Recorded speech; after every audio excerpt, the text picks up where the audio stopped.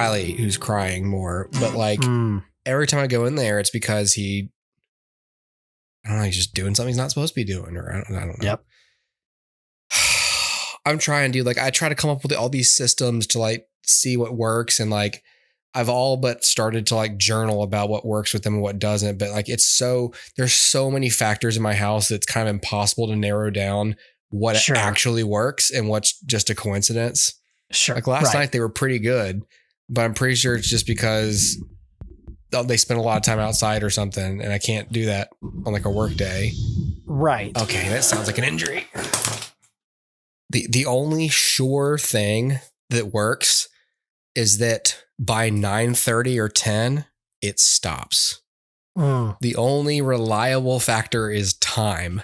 Right, sure. Regardless of when I put them to bed. Yep. It just doesn't stop until 9:30 or so. Until it stops. Yep. Yeah. Yep. And like the dog is in its crate right now. And like I've got, like I have to, it's, oh my God. Yep. Have you ever made a bad decision, Dustin? A couple times. I'm going back to an allergist for a different reason, but I'm glad I'm going because I might need to talk to them about getting back on my inhalers because I've been needing them. And I've been using all these expired inhalers. I've taken these because inhalers. Of the dog? Yeah, the dog's fucking my asthma up. Even though it's hypoallergenic? So here's what I read about hypoallergenic dogs. So like essentially that nomer is kind of misleading because it's like there's no such thing as a 100% hypoallergenic dog. It's like a sales term.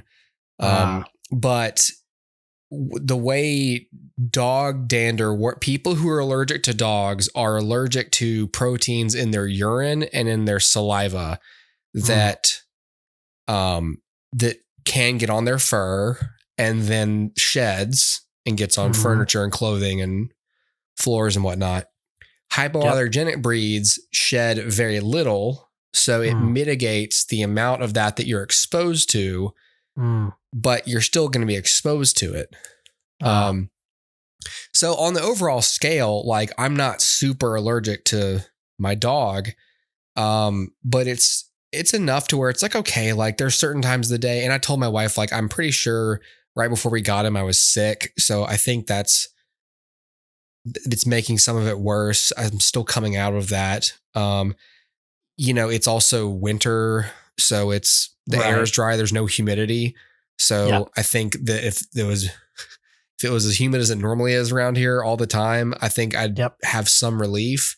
And I think it's just like, because I move around a lot and I'm picking up toys, I'm leaning down.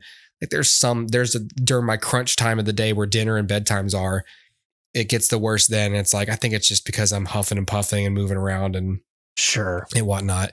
But sometimes like it's screwing up my sleep. Like I'll wake up at 4 a.m. and it's just like, okay, I can't breathe. And I have to go take the inhaler and go in the other room and sleep on a couch and stuff. So, cause right now he's in our bedroom. So all these things you're not supposed to do if you are allergic to pets, I'm having to do because he has to be in that crate and he can't be in that crate without someone near him for now. And so we have to do that whole thing. So, but it's getting like a little bit easier each day. And so part of that was I'm going to grab these inhalers. But the problem is I have one more puff left on like the one that does the trick. The one I actually had been prescribed. The rest of these are my son's or my inhalers, and they are expired. Like really, these two that haven't even been opened that are Noah's expired 3 years ago. And these two that are mine expired in 2017. Okay. Before, a little age on them.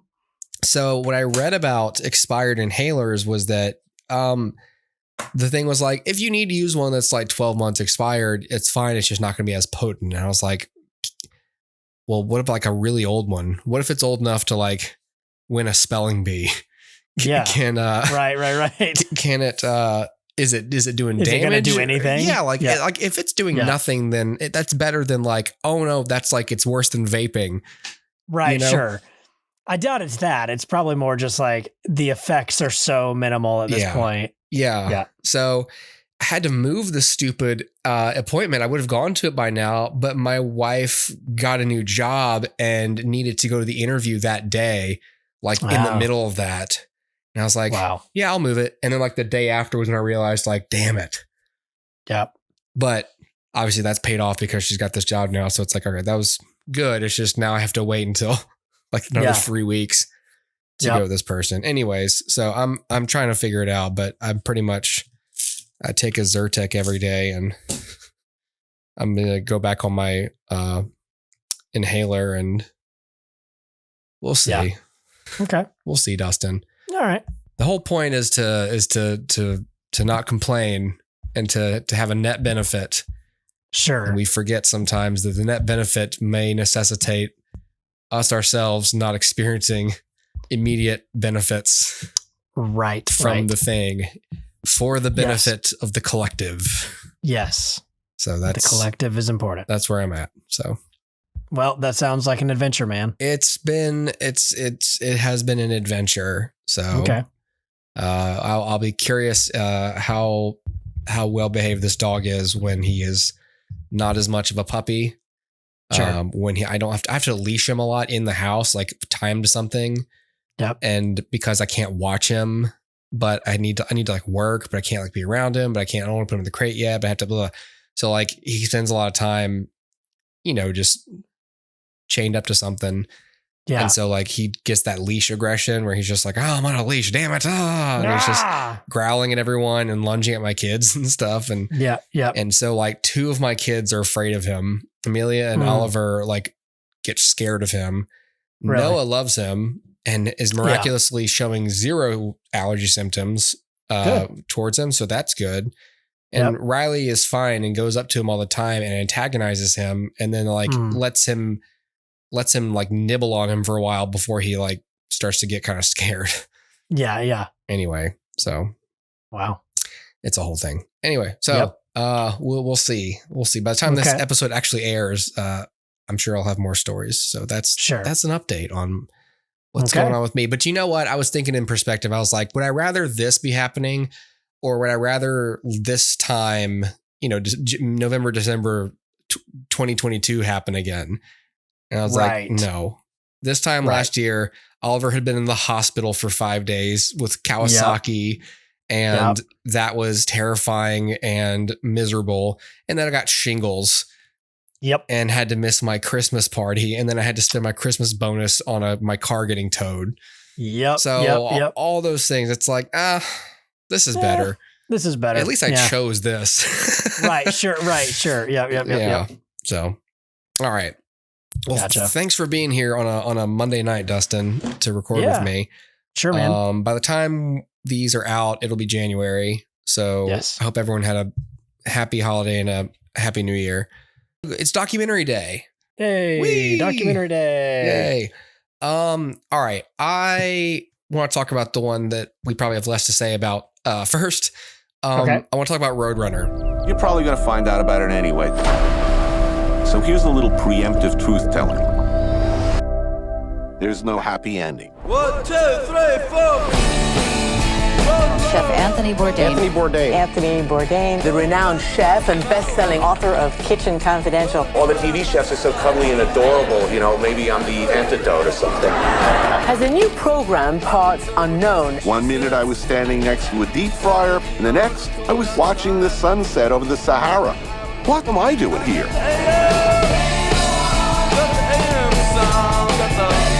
I said earlier that I was going to tell you the truth. This is part of it. It was almost never about food. It was about Tony learning how to be a better person. When he threw himself into something, he threw himself completely. Why am I here? Am I insane? He was like, life's about finding a cliff worth jumping off. I'm going to look for something feral and wild. He was a traditional romantic. Reality was never going to live up to exactly how he pictured it. Hey, what's up, man? He was always rushing to get into the scene. He was rushing to get out of the scene, to go somewhere next, even if he had nowhere to go. He was definitely searching for something. You were successful, and I'm successful, and I'm wondering, are you happy? I know how hard it must have been for him to reach out to someone and be like, hey man, I'm not doing well. Nothing feels better than going home. And nothing feels better than leaving home. The bittersweet curse. Travel isn't always pretty. You go away, you learn. You get scarred, marked, changed in the process. You inspire so many people with the show. You have a good karma. Good karma? I think so. Well...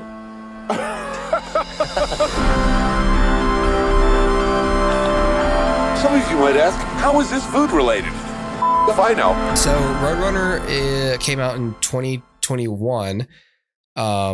It was directed by Morgan Neville, who I heard on an armchair expert, and I was like, okay, this guy seems cool. And I'd heard of the documentary before. It's called ROadrunner, a documentary, a film about Anthony Bourdain, and that's exactly what it is. So Anthony Bourdain, people probably know about to an extent. Anthony Bourdain is very famous chef, and he wrote this book called Kitchen Confidential in the early 2000s, and it was just he's went around the world for Parts Unknown for CNN, and spent a lot of time just traveling and sampling cuisine from many different countries. And it's probably obvious I've never watched the show. I know who Anthony Bourdain is, but I've never watched Parts Unknown. I wasn't a fan of his in that way. Like I knew who he was by cultural osmosis, but I didn't know much about him. Sure. I remember, wow, that was 2018. I remember hearing about his suicide. Yeah. And yes, people were really shocked about that. I think he had some substance abuse problems. I think he had some issues with drugs and alcohol. I know he got clean. I think he got into like jujitsu and stuff. And he just, I don't know, interesting guy. So I haven't read Kitchen Confidential. I'm only recently like cooking meals. So like food and culinary and like chef culture, that's something I'm only vaguely familiar with. I love Master Chef Junior. But like there's people who are really into cooking shows and really into the celebrity chef culture. And that's never been me. So why did I watch ROadrunner? I watched it because I heard it was good. And I thought the director was interesting. Morgan Neville also directed, let me see, stuff that you may have heard of. Won't You Be My Neighbor, about Fred Rogers, which was a great documentary. There was Johnny Cash's America, Search and Destroy, the Iggy and the Stooges Raw Power. He did a documentary about Brian Wilson, Muddy Waters, Hank Williams. He makes a lot of stuff. Wow. But ROadrunner, I think, was a big one. It's a fun documentary, I'd say, about a guy who didn't seem to take himself too seriously, but like increasingly sort of seemed like he felt that life itself was too unserious. After a while, CNN wants to make silly decisions about content on the show, or when we can and can't go somewhere, or blah, blah, blah. And, he seemed to me through his travels to be so increasingly disgusted with American commercialism. The more you travel, the more you compare, America to these other places. And if you're a cynical type of person already, some would say open-minded, but either way, you sort of go, ugh, like there's stuff that you go, wow, I'm really glad I live in America because the sewage here is terrible, or blah, blah, blah. But then you go to some place and you're like, wow, this is so nice. They really value, like, there's no homelessness, and they really value art and culture and nature. But he seemed to be so disgusted with the consumption culture that we have here in the US that he was riding around with like a base level of contempt for his employers, like, CNN or Turner, whoever, the corporation. So it's a fun documentary, I would say. If you're a fan of his, it's worth seeing. If you aren't, I just think I think he's, an interesting subject. Sure. The thing about this movie that I think is worth a discussion, there was some controversy because they used some AI Tony Bourdain narrates the documentary, and it's not his voice. It is AI generated. It is taken from his voice. Yeah. But it's not like Anthony Bourdain sat in a booth and said these words. Right. Sure. Morgan Neville used words that he had written. So they are his words, but they just were never recorded in a microphone by him. Yeah. So it's like, okay, well, it's not super unethical, but it is kind of weird. And, you know, so let's see here. I want to read you exactly. How does that sound? Does it sound stilted? Like, no, would you tell? Okay. It sounds really good. Okay. So, and I think that always depends on how much, like you and I'm sure it would be the same kind of thing. Like there's lots of hours of you and I talking. Yep. I'm sure that someone could throw something together that sounds pretty convincing as you and I, for you and I. Yeah. Because there's just a whole lot to play with. I mean, that's what they did this like 10 years ago with Roger Ebert's voice. Yep. So it's possible if there's enough data. Yeah. And there was for Tony Bourdain. Let's see. Upon the film's release, director Morgan Neville stated in an interview with New Yorker writer Helen Rosner that he had hired a software company to create an AI model of Bourdain's voice so that the film could emulate him reciting words that he had written, but for which no recordings of him speaking exist, such as an email he had written to friend David Cho. Neville said there were 2 other such uses of technology in the film, but refused to specify what they were, stating, "If you watch the film, you probably don't know what the other lines that were spoken by the AI, and you're not going to know. We can have the documentary ethics panel about it later." The disclosure of the film's use of AI technology, which had not been mentioned prior to the interview or acknowledged within the film itself, caused controversy, with critics saying that it constituted unethical behavior. Neville defended his decision, saying there were a few sentences that Tony wrote that he never spoke aloud. With the blessing of his estate and literary agent, we used AI technology. It was a modern storytelling technique that I used in a few places where I thought it was important to make Tony's words come alive. Octavia Busia, Bourdain's ex-wife and executor of his estate, denied that she had been consulted about the use of AI to reproduce Bourdain's voice, tweeting, "I certainly was not the one who said Tony would have been cool with that." Filmmaker and journalist Adam Benzine described Neville's remark about having a documentary ethics panel about it later as being as much problematic as the use of the technology, and added, "But the fact that he discussed it as an ethical debate seems to suggest that he himself knew that he was in dicey territory, and I think that's why so many people in the doc industry have had a hostile reaction to this." Filmmaker Alan Barker, who has lectured on documentary ethics, described the issue of the film's use of AI as being indicative of greater ethical concerns in the documentary field, saying, "There is an unwritten social contract that documentaries are comprised of actualities, not contrivances. The Bourdain case is especially bad because so much of the information in a voice recording is nonverbal. That Morgan apparently concealed the fakery until confronted by a reporter makes it far worse." I'm sort of think it's both. It's like, okay, the fact is it's not the guy's voice, so, you know, it's kind of unethical. It's a little better that it's not, you know, someone trying to write in his voice. Sure. And then having it read as if he would say these words. As if he said it. Yeah. You know, it makes the documentary better that it's his voice and his words. Sure. I don't know, but I do see why it makes people upset.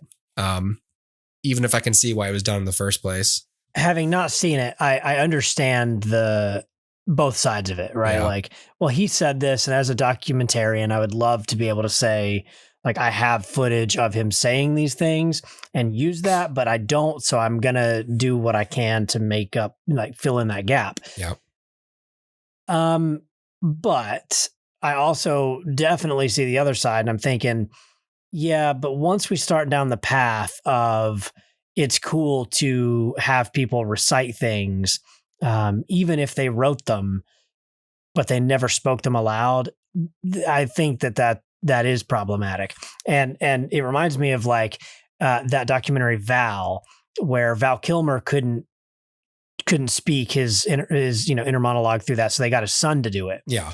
And it sounds enough like Val Kilmer to, be believable, but it's not him. And so you kind of feel like, okay, I mean, first of all, Val Kilmer's still alive, but secondly, that's way more ethical because those words are his and he's giving them to someone with the express purpose of communicating them verbally. Anthony Bourdain did not, while he wrote them, he did not give anybody explicit use to speak them aloud. And I think that that's important. And the second we start assuming the author's intent was to have those words spoken out loud ever, is a dangerous path. And I think that, like, as a writer, it's like, again, two sides of me going, well, then don't write it if you wouldn't say it. But then it's like, but I don't know. This is not a thing I've ever had to consider before. And so it kind of makes you question whether or not you're going to write anything, because if somebody can just make me say it, I don't know. It's a really weird scenario because it just still feels icky and gross to put words in someone's mouth, even if they themselves wrote them. Because certainly, like, there are things that we've written, you and I, and probably everybody have written at some point that we wouldn't dare speak out loud. Yeah. You know what I mean? Right. And like, and certainly you write something and it lives in posterity, like captured in this moment of time. And then a year passes, 2, 3, 4, 5, 10, 20 years pass. And those aren't necessarily your opinions anymore, or those aren't your thoughts anymore. Right. You've matured and you've evolved. And if somebody can just put that in your voice and make it seem like you're expressing this thought or opinion as current thought or opinion, again, it's just a dangerous thing. There's more here. David Leslie, the ethics head of the Alan Turing Institute, said that the issue showed the importance of disclosing the use of AI in a film to the audience to avoid the possibility of people feeling deceived, but added that the use of AI in documentaries should not be ruled out, saying, in a world where the living could consent to using AI to reproduce their voices posthumously, and where people were made aware that such technology was being used upfront and in advance, one could envision that this kind of application might serve useful documentary purposes. Thought that was interesting. On July 17th, the reporter Helen Rosner from the New Yorker, the one who broke this story, she revealed that Neville wrote to her that the idea to use AI was part of his initial pitch of having Tony narrate the film posthumously, a la Sunset Boulevard, one of Tony's favorite films, and one he had even reenacted himself on Cook's tour, adding, "I didn't mean to imply that Atavia thought Tony would have liked it. All I know is that nobody ever expressed any reservations to me." Rosner also revealed that Busia had told her via email that she did recall Neville bringing up the idea of using AI, but didn't realize that it had been used. Busia wrote to Rosner, "I do believe Morgan thought he had everyone's blessing to go ahead. I took the decision to remove myself from the process early on because it was just too painful for me." So it seems like it was one of those, like it may have been an honest miscommunication. Sure. But he was like, "Hey, what about AI?" And they're like, "Yeah, maybe." And then he was like, "Yo, that sounds like a yes." Right. Just, right. Went forward with it. But yeah, I mean, put a label. I mean, if you're gonna do anything, like maybe put a label up and say, "Hey, this film contains, this." It's an interesting thing. I don't think I want to see, in general, AI voiceover becoming a thing, but I sort of go, okay, well, it's not like he made him say a bunch of like Nazi stuff. Right. Well, so maybe this is another part of this. Like if you think back to other documentaries you've seen that include like reenactments or something like that, there's always that disclaimer, right? So let me ask you, first of all, did you feel like you were deceived? And secondly, do you feel like if it had been like any of those moments where they're using AI, if there had been an asterisk at the bottom of the screen that said, the following is AI generated audio, would that have made you feel like the film was being more forthright? I feel like they should have just said, just one title card would have done it. Like, yeah. This voiceover is AI generated use of Tony's own writings. These are his words with the use of technology, whatever you euphemistically want to, We've been able to bring them to life. Right. Yeah. Exactly. It's one of those things where he's speaking and then at a certain point I was like, oh yeah, I remember hearing that this was AI. It just sort of occurred to me. So I feel like people, obviously no one who's listening to this is going to be surprised, but I don't know. I feel like it's not like effectively, it's not a big deal because I think it's more like people go, oh, I think people were probably shocked that they didn't realize that. I think they felt shocked that it was so good that they couldn't tell themselves. Right. That they couldn't spot it. Because if it had been kind of janky, they would have been like, what? This sounds like shit. Yeah. And so you don't feel as like hoodwinked. You just sort of feel like, oh, it just sounds like crap. Okay. That's weird. Right. But there's no like, how dare you? It's more like, how dare you? This could have been worse. You could have written some stuff that he would never have agreed with. This could have, we're mad that technology, I feel like it's not so much like we're mad that you did it this way. It's like, we're scared that this could be done to me with truly terrible things. You know? Sure. Right. I don't know. Yeah. Yeah. So it's an interesting, point of contention considering. And now it's time for Mein Kampf, read by Connor. Oh man. Well, my God, what a pleasant introduction. And now it's time for Mein Kampf. Narrated by the author, Connor. Wait, what? Settle in for Uncle Tom's Cabin. An unabridged reading of The Adventures of Huckleberry Finn. Yeah. So, all right. Well, okie doke. All right. Let's get into the other documentary. Yeah. Which is not on Wikipedia. That's weird. I don't like that. That is weird. Makes things hard to talk about on quick reference. But right. This is oh my God, what's his name? I didn't write it down. David Holmes. David Holmes, the boy who lived. Being a stuntman is the best job in the world. You're constantly being tested, just risking it all. I used to fly. Nothing's like it, man. David Holmes, Junior stuntman extraordinaire. David went in for something for the sheer fun of it. He had no concept of fear. I knew I was going to be a stuntman. Then I got the best job in the world. Lead stunt double for Daniel on the Potter films. Dave just seemed like a cool older brother. He would do the most dangerous physical stuff. We would do things no one thought was possible. What was nice about it was that they all grew up together, 10 years on every film. It was brilliant, until it wasn't. I remember straight after breaking my neck, I said, there's no chance of coming back. Worst day in the film business that I've ever had. It is unfair. He shouldn't have had to do any of that. In my mind, Dave's indestructible.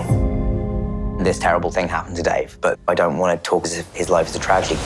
The way his life has affected the lives of people around him means that it is the furthest thing from that imaginable. 3, 2, 1, Southwest! Before my accident, everything was about being cool and being a stuntman. Now it's about being present. I have so much love in my life. All I needed a couple of fans. You got your mum? You know, I had lots of great friends and I'm so lucky. I've had such a crazy life. Such highs and such lows. But I was able to find light in the darkest of places. So, David Holmes, The Boy Who Lived, is a story of David Holmes, stunt double for Daniel Radcliffe as Harry Potter. Yeah. They performed, I believe, all of the films together and kind of grew up together, with Daniel kind of looking up to him as an older like brother figure. And they had a lot of fun and enjoyed each other's company and were very good friends. And as Daniel puts it, he was often closer friends with the crew than he was his castmates. And so I think David was one of his closest friends on the set. And during production of the final Potter film, or I guess the final two, David Holmes was injured on set during a rehearsal, and it resulted in him being paralyzed from the neck down. And this is his story. Now, I remember this news story happening, but I don't think I paid it much attention, to be honest. Unfortunately, like I think at that time, so that would have been around the time that I first started watching Harry Potter. Okay. If you remember, I had never seen a Potter film until right before Deathly Hallows Part 1. And John sat me down and made me watch all of them. And I'm glad he did, but I had never seen any of them. I'm not sure. I had seen the fifth one in theaters. I'd gone to see that one in theaters with a girl at one point. That summer, because that was right before college. I was like 07. So yep. I remember seeing that in theaters, but I don't think I had really been properly exposed to the movies until whenever we watched them all. Yeah. It for me, it was like I told John just offhandedly one day, "Oh, I've never seen any Harry Potter films." And he's like, "All right." And he like had them on DVD and like put the first one in and was like, "Sit down." And I'm like, "Okay." Well, and I read all the books between the part 1 and 2 Deathly Hallows, because then like my wife was like, "You never read the books?" And so she got them for me for Christmas, and I crammed them all in like 4 months. Yep. And then it was a couple of years there, a lot of condensing absorption of Harry Potter. Yeah. So I was familiar with Potter, but like newly familiar. So I think when I heard the news story, it was a combination of one, for whatever reason, just glossing over it. And two, I was relatively new to Potter. So the names weren't quite like, they didn't mean as much to me. They didn't, they just didn't stick with me. So I was just like, okay, whatever. I heard the story and forgot about it. So I'm really glad that this movie exists, because it brings a story back to the forefront that I think is worth telling. And not only is it worth telling, but I think it's a good reminder of what goes into making some of our favorite films. Yeah. They can be dangerous things to make. And I think over time, and maybe because of some accidents like this, and maybe also just because of laziness, things have become a little more homogenized and less. People have become less willing to take risks. And so at one point you have on one hand, you have John Wick, which is pushing the envelope for stunts. And then you have like the MCU, which has increasingly become more and more sterile and CG. Yeah. And so this makes the case, not that stunts are bad and not that, putting yourself in harm's way is bad for the art. But that safety procedures need to be in place. They need to be followed. And above all else, above a cool shot, above a cool moment captured on film, the safety of your performers has to be the top priority. And there's no excuse for it not happening.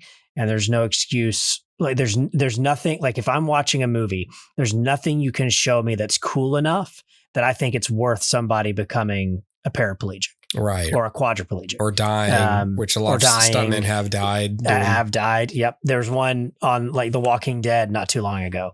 And this is this is not worth it. You can't show me a cool enough scene that I would excuse that for. So this is a good story, and it's certainly worth telling for him, but also just for the industry, a reminder that these stunts are worth something, but they're certainly not worth someone's life. I can't imagine the guilt that, that lead actors feel when stunts do go wrong and they lead to life-altering injuries or death. You must feel like, oh my God, and of course a stunt man. And then as David Holmes says here, I was doing my job. I'm not mad at anybody. The stunt that goes wrong that paralyzes him. He just said it was just an accident. And, he said that his mom thought about suing Warner Brothers because she was very upset and angry. And he just said, why, mom? It's not going to fix it, And I think he said, my life is ruined. Why ruin someone else's? Why should I ruin? And so for me, the film, so not only was it just the inherent risk that people accept in their given profession and how badass that is, whether it's you're a crane operator in New York City or something, or you're painting the windows or, paint windows. You should wash them. You paint window pane, but those window washers, it's just, there's some really dangerous jobs out there, and people really don't appreciate how scary they would be. I mean, that's part of what is so fun about the show Dirty Jobs, or anytime you see any documentary about you want to check out the guys who repair underwater cable and stuff. It's right. You don't realize holy crap, that's really hard and tedious and important. And just, it takes a special kind of human being to do that. And the fact that, in the world as it is, how soft we do become in a lot of industries, in a lot of ways, as certain things get safer, which is good, you lose out on that kind of special human that's just no, I want to do this flip. I want to nail this flip. It's going to look awesome. And it needs to look real. And it was interesting that even post accident to hear David Holmes be I wanted the stunts to look as good as they could. And for him to essentially not have changed how he feels about his role as a stuntman, his role that day as a stuntman, what the role of stuntman in the industry should be, the attitudes, his mentality surrounding his work has not changed. Yep. But more than that, his attitude towards his daily suffering and his daily dependence on other people, for him to display the kind of generosity, forgiveness, and resolute behavior, and the way that he comports himself, given how difficult his life now is. Yeah. And all the things he can't do. His spirit is very strong and generous and positive and wise. And that's really, really inspiring. I'll be honest with you. I mean, it would not be that way for me. No, I'd be so angry. I'd be so angry, and I totally would have completely changed. Yes, you have relationships and all of that, but the people who are more or less responsible for this, while maybe I wouldn't have sued them, I don't know, because you don't want to be I do feel like I wouldn't want to be that guy, I don't want to do that, but I certainly would not ever want to talk to you or see you again. You know what I mean? Yeah. And and then to ever feel like I could talk positively about my old job. Right. There's no way. No. I'll tell you this right now. My job, I like my job well enough. Yeah.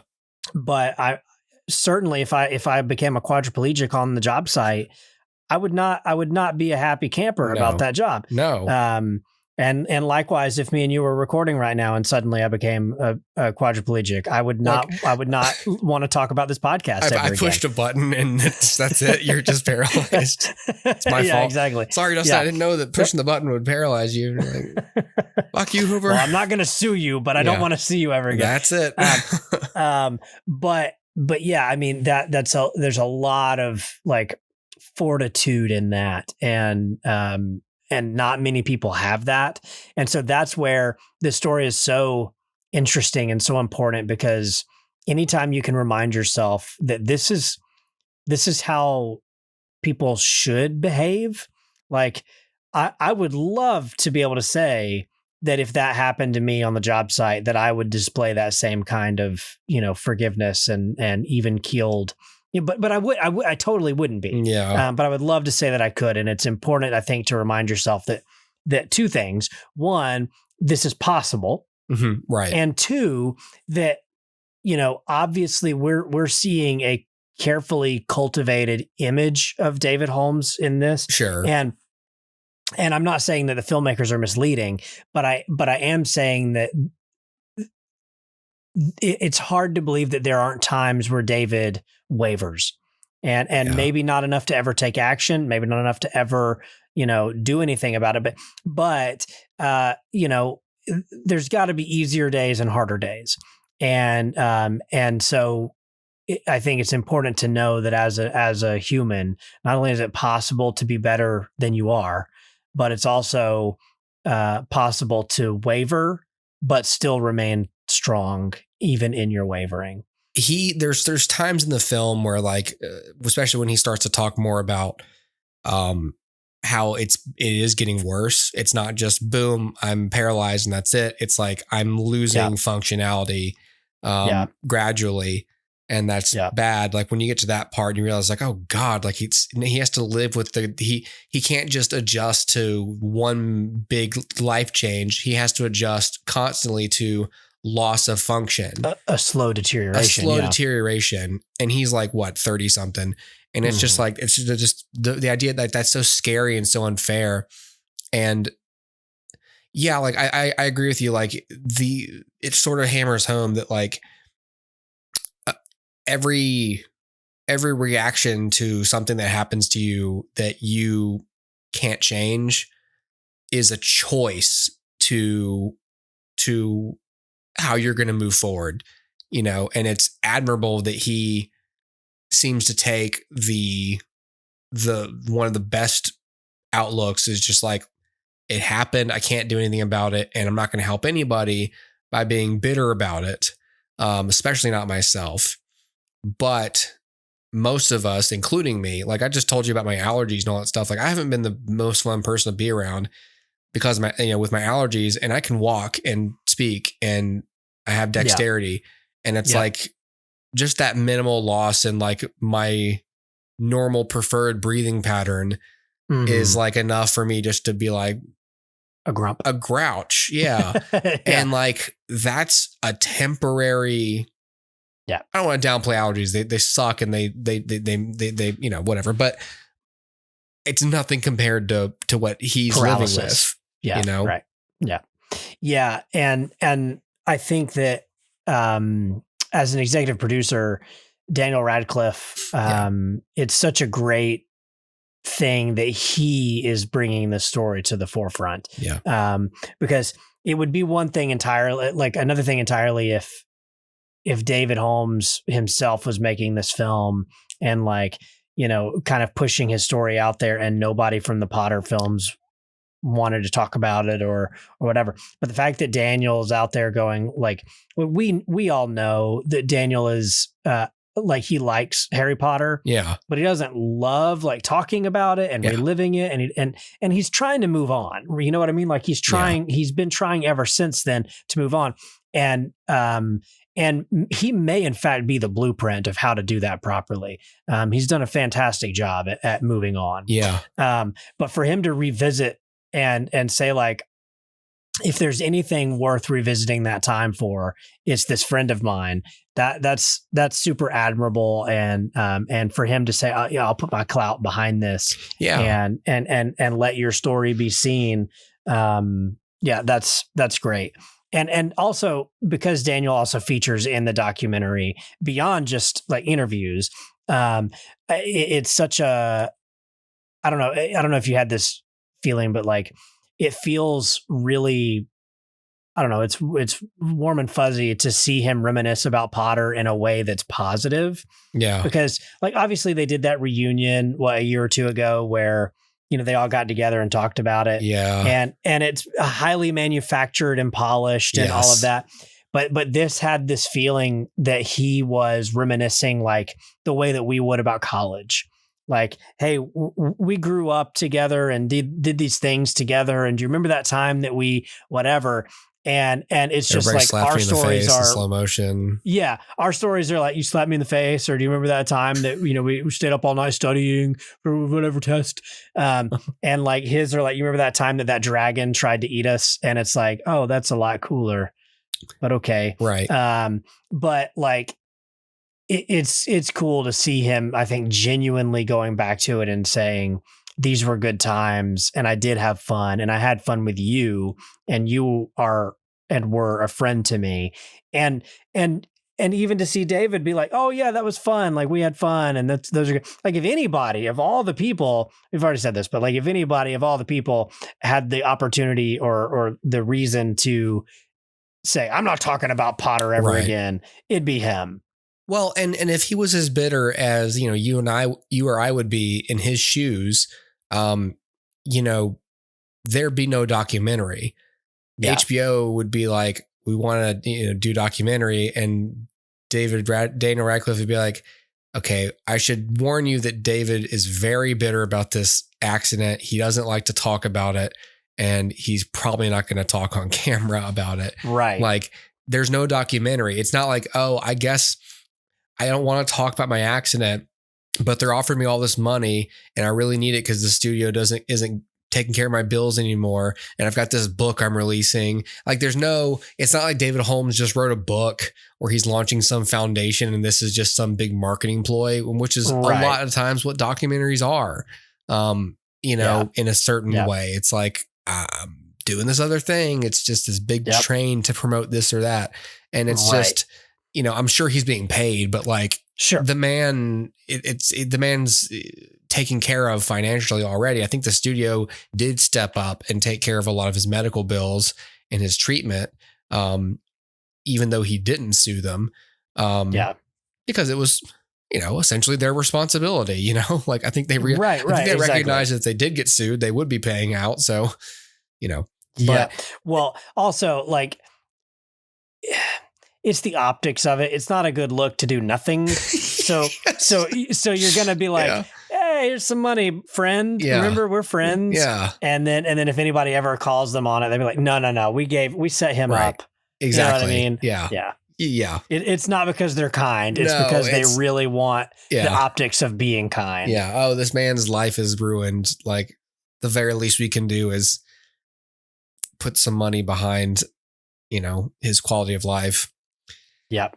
So I thought that it was interesting to see Daniel Radcliffe, like you said, talk about Potter in a way that seems interesting to him and actually enjoyable to him, and in a way that we haven't really seen him talk about the experience before. Because like you said, every time he's talked about Potter, people are asking him extremely pointed questions about, are you friends with Rupert and Emma in real life? And he's like, I mean, yeah, we're friends, like it's always that answer that every like TV show cast and everybody gives, where they're like, we're bonded for life because of what we went through together. Right. Which is a short way of saying, yeah, we're on a text thread together, but we don't hang out. Right. Exactly.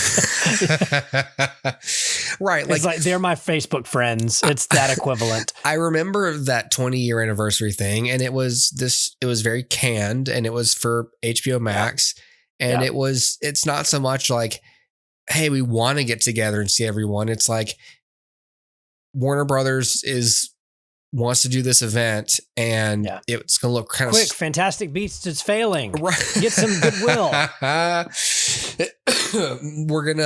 You're going to look really kind of stupid and dumb if you don't participate. You're under no obligation to be part of this, but like, but Daniel, we will pay you to be a part of this. Exactly. And I'm sure they were paid, and I'm sure there was something. It's just like, so like you get all these people together to sit down and talk about it and answer all these questions. And it's just like, like what a magical time, right, Daniel? And he's like, it was my job, right. Well, and even then though, like the questions are always like, at what point did you know that Snape was actually a good guy?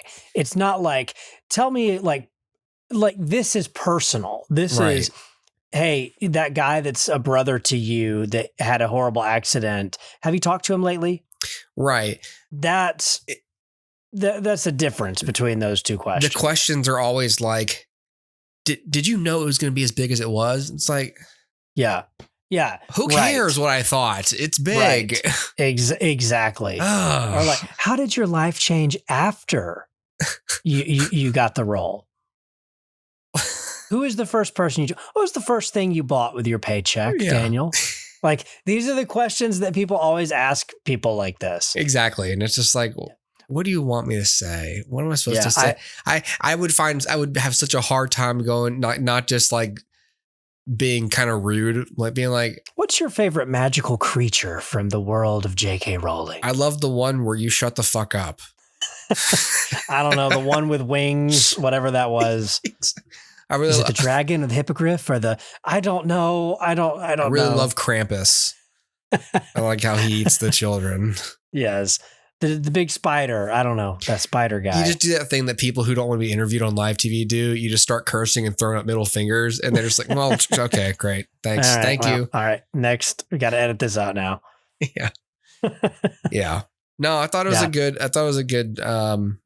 good doc. And I was impressed with him. And I enjoyed the pure intentionality of it, which was just, there's no like legal defense fund or anything. There's no call to, because sometimes there's a call to action with documentaries, which is fine, but it's just like, this was, if you would like to help David Holmes, donate to, And so even as good hearted and as that is, that's the part where you go, oh yeah. Like, okay, I feel like now I'm an asshole if I don't help this guy, like, so this whole thing was an advertisement. Exactly. So like, it can really feel that way. And I just enjoy that this one was just, here's a really great guy who had a horrible accident. He has a really good attitude about it. And it involves Harry Potter. So you probably are interested and you should check it out because he's a sweet guy. And he's not feeling sorry for himself. It's like, it's just, it feels like Daniel Radcliffe went to HBO and said, you should really do a documentary about my friend David Holmes. He's a great dude and people should know his story. Right. It's like the burning question here is, what is he like post accident? Yeah. And then the other, like, the thing that's funny about it is instead of a call to action or some sort of like plea at the end, like, please, we must make film sets more safe. Right. Instead of whatever that is, this one ends with Daniel Radcliffe and David like going through the Warner Brothers, like, prop department, and like Daniel accidentally breaking the Batmobile. Yeah, he's like, oh god, I broke it. Oh, I'm so sorry, I broke it. Oh my god, and I broke the Batmobile. I think I just broke the Batmobile, guys. Yeah, and like, okay, cool, like, great. This is a fun. I like how they find the sorting hat, and he's like, "Is that the sorting hat?" Dan, put it on my head. I lost my shit. I thought that was the funniest. Yes. Dad, put it on my head. Yeah. Go on. I'd like to hear Daniel's inner monologue, like, sorting hat. What was that? Hold on. Which movie was that? What was it? Oh my gosh, I'm going to look like an idiot if I say the wrong thing. Like, that's totally what I would be doing, is like overanalyzing, like, because that, again, that's the situation you're always in. Like, people are analyzing every answer you give. Yeah. Like, ugh. No, I thought it was fun. I liked seeing Daniel Radcliffe's apartment too. Yeah.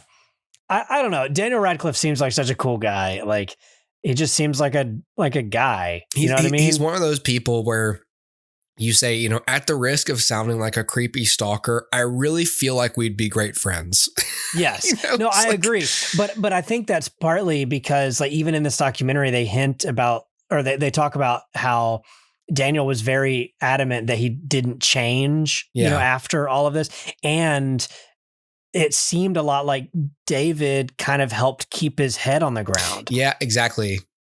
Like a big brother does. Like a big brother does. Yeah. Like, hey, don't get a big head, Like, dude. Shut up, you're stupid. Yeah, right, exactly. And it's like, oh yeah, okay, yeah, right. That's a big part of it. And Daniel Radcliffe is like the anti-celebrity. Yeah, and right. that's what's so appealing about him. It's like the less he gives a fuck about how he's perceived, the cooler he gets. And the more interested people are. It's like the more he's like, please leave me alone. People are like, fuck, I just want to know everything about you. You're like, no, that's the opposite of what I want. Isn't it funny how those three actors, though, Daniel, Rupert, and Emma, their public personas are very much still kind of in character. Yeah. Like the Emma goes on and becomes sort of an activist. Yeah. And Daniel goes on and he's doing like other really great things, but wants some privacy. He's just like moving on. Yeah. And Rupert's just like, don't talk to me. Don't even look at me. I'm just at home. Rupert's not doing much. Yeah, he's not doing much. By choice. He comes out every so often and does something, and then he's like, okay, he does an indie project, but that guy, I feel like his agent was like, listen, you could do a whole bunch of stuff, or you don't have to do that much. Yep. What do you want to do? The choice is yours. Right. The power is yours. Hey, Rupert. So there's two ways to take this. You can either really try to break free of Ron Weasley, or you could just, and he's like, okay, here's a book on investing. Yeah. And compound interest. Right. He's like, here's a book on taking your sizable sum of money and not blowing it all away immediately. I'd like to think that the agent was like, here's a bunch of projects lined up with Ron Weasley-esque characters, or you could do a whole bunch of prequels as Ron Weasley. But those are your options. And he goes, actually, I'll take door number 3, where I fire you and take your salary and hire a money manager, and I don't have to do anything. Right. Like, well, you could hold on. Let's Ron. Hold on, Rupert. Let's not. Yeah, you just called me Ron. Bye. Yeah. He's like, so yeah, I'm just gonna kind of just go home, chill. I'm just gonna sit on this amazing money and just do whatever I want to do. If one day M. Night calls me, I'll pick up the phone. I'm gonna drink beer and go fishing. Yeah. Right. Exactly. That's it. That's it.